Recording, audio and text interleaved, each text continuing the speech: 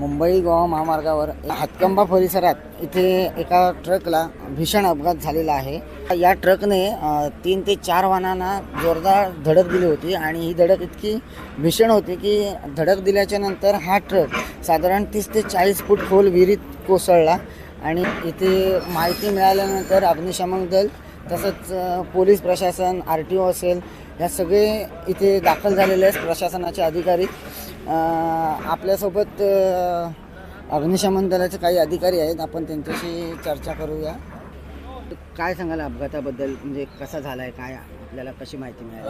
हा अपघात बहुतेक 5 ते 5:30 सकाळी 5 ते 5:30च्या सुमारास झालेला आहे आणि आम्हाला जसं पोलीस स्टेशनमधून वर्दी मिळाली तसे आम्ही इथे आलो। तर इथे आल्यानंतर असं समजलं की इथे स्थानिक माणसांनी एक व्यक्ती त्याचा बचाव केला होता आणि तो जखमी स्वरूपात आहे आणि अजून एक आतमध्ये आहे असं त्याला बचाव करताना त्यांनी सांगितलं की अजून एक व्यक्ती आतमध्ये आहे। बहुतेक ड्रायव्हर हा आतमध्ये फसलेला आम्हाला असं वाटते। तर आता एक क्रेन आल्यानंतर जो हा वरचा सळईचा भाग आहे तो 30 टन आहे जवळजवळ, तो बाजूला करूनंतर आमचं बचाव कार्य पुढे चालू करण्यात येईल। या भीषण अपघातानंतर महामार्गावरील सुरक्षेचा प्रश्न आता ऐरणीवर आहे। प्रहार डिजिटलसाठी शुभम पवार, रत्नागिरी।